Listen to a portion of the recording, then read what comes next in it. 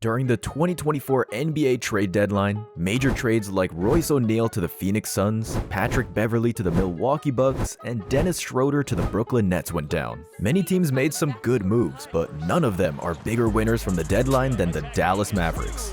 They brought in PJ Washington from the Charlotte Hornets and Daniel Gafford from the Washington Wizards. They also bid goodbye to Grant Williams, Seth Curry, and Richaun Holmes as part of the deal while throwing in some other draft picks. But how exactly do these new guys change everything for the Mavericks? Well, stick around to find out. The Dallas Mavericks wanted to amp up their game in the fiercely competitive Western Conference, and there was no stopping them on deadline day. They went ahead and brought in PJ Washington and Daniel Gafford, two players that contribute a lot defensively to the team. Before the move, the Mavericks had one of the worst records for defense in the league. They were sitting at an unimpressive 21st spot in defensive rating, giving up about 118.3 points per 100 possessions, which is way below the league average. Despite having the 11th best offense on the NBA this year, their defense needs a serious upgrade if they want to hang tough with the big guns come playoff time. So they made some savvy moves and went for two front court players that upgrade their defense and tackle those nagging concerns head on. Now, how exactly do these players impact the team? What do Washington and Gafford bring to the team? Let's start with PJ Washington.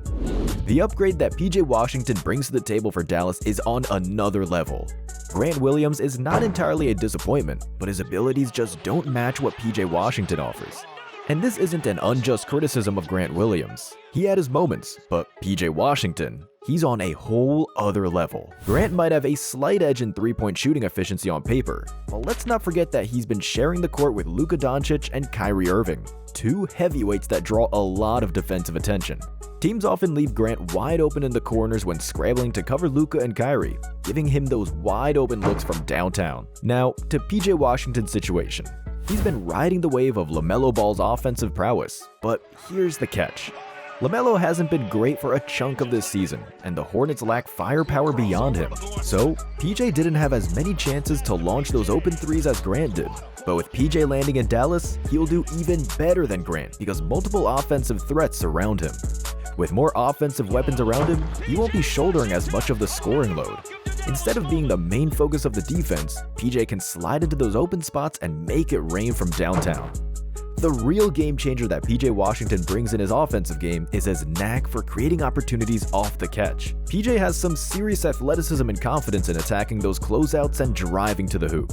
He can switch gears and operate like your classic stretch four, making those slick off-ball moves to set up Luka for some sweet passes when the defense is scrambling. But PJ also has this sneaky ability to play bigger than his actual size. Standing shoulder to shoulder with Grant Williams, you wouldn't guess that PJ has a massive 7'2" wingspan. This guy's like a hidden gem, ready to surprise opponents with his versatility. Whether rolling to the rim in pick and roll plays or popping out to the perimeter, PJ has everything to keep defenses guessing. So don't be fooled by his appearance. He has what it takes to give the Mavericks some serious offensive firepower and lineup flexibility. The offensive boost PJ brings to Dallas is awesome. There is no doubt about it. But let me tell you, his impact on defense could be even bigger. Remember that 7'2" wingspan I mentioned earlier? Well, it's not just for show. It helps him hold his ground on defense too. Even when Charlotte wasn't exactly a defensive powerhouse, PJ held his own, locking horns with opponents and not backing down.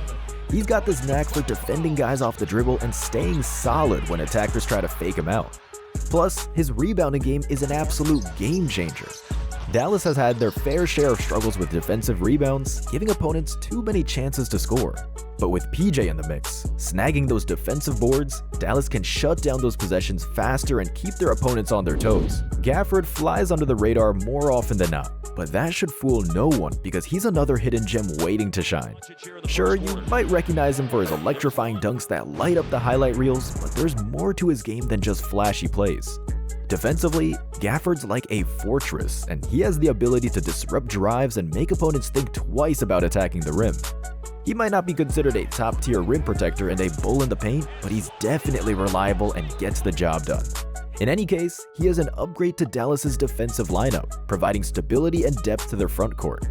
Now, he's not your Swiss Army knife defensive center, but that's okay. Dallas just needs someone dependable to hold down the fort when Derek Lively needs a breather or finds himself in trouble. Speaking of Lively, Gafford has some tricks up his sleeve that he can pass on as a mentor. both excel at rim running, vertical threats, and drop coverage. With Gafford's experience and Lively's potential, they will have great synergy alongside each other. But let's not overlook Gafford's impact beyond the defensive end. While he's no stranger to locking down the paint, he's also got something valuable to offer on the offensive side of the ball. Lively might be the rising star, but he's still refining his offensive game. And that's where Gafford steps in, as he can help Lively polish his skills. That would be like passing down the torch, with Gafford paving the way for Lively's future success. Another area where the Mavericks could use a boost is their offensive rebounding. They're ranked 5th from the bottom in the NBA in this department, and this can really make or break a team's chances of winning games, especially when they're chucking up threes like no tomorrow as the Mavericks do, who currently rank 2nd in three-point attempts per game behind Boston.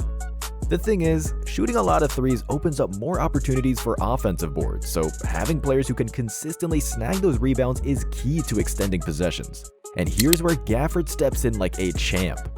Statistically, Gafford is in the top 1% of offensive rebounders in the league, hauling in rebounds like it's nobody's business. Even with limited playing time, he's putting up impressive numbers, averaging almost 3 offensive rebounds per game alongside Lively. Having high-caliber offensive rebounders like Gafford and Lively on the court at all times is a game-changer for Dallas's offense, and surely, that's a big boost for their season. They're both cut from the same cloth, rim runners who thrive on catching lobs from Luka. Plus, Gafford's vertical threat in the pick and roll means defenses have to respect him, and this opens up even more opportunities for Dallas to capitalize on the offensive end. It's like having a double dose of danger for opposing teams to contend with, and it's bound to keep Dallas's offense firing on all cylinders. The Mavericks are doubling down on their offensive strategy, and it's a smart move.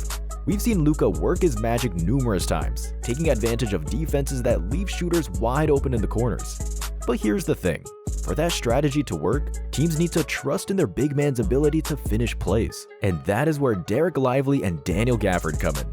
These guys will be a dynamic duo, ready to rock the pick and roll game alongside Luka. Whether it's Lively or Gafford on the court, the Mavericks can keep their game plan intact while maintaining the same level of play regardless of who's in the game. It's all about consistency, and having 2 reliable options in the pick and roll is bound to keep defenses guessing. When you put PJ Washington and Daniel Gafford together, it's like a match made in basketball heaven. Seriously, they address so many of the Mavericks' concerns head-on, and they fit just perfectly as teammates. With these defensive beasts in the front court alongside Lively and Derek Jones Jr., the Mavericks have a lineup that can adapt to just about any matchup they face in the postseason. Imagine going up against them. It'd be like trying to solve a Rubik's Cube with no instructions. So check out this rotation. Luka, Kyrie, Derek Jones Jr., PJ, and Lively as starters, with Gafford, Tim Hardaway Jr., Maxi Kleber, and Josh Green coming off the bench. That's a solid squad right there, ready to roll into the playoffs with confidence. Sure, there aren't superhumans, so there would be flaws just like any other team. Regardless, this trade has given them a serious boost for a solid finish to the season and, hopefully, a deep playoff run. I mean, for their first game after the trade deadline, the Mavs destroyed the Oklahoma City Thunder, one of the top 5 teams in the West, by over 30 points, with both Gafford and Washington contributing significantly for their team debuts. So let's hear it. How big of a change do you think Daniel Gafford and PJ Washington will make for the Dallas Mavericks? Let me know your thoughts in the comment section below. Also, check out our previous videos for more great content and subscribe to the channel so you don't miss out on our upcoming videos. See you next time around.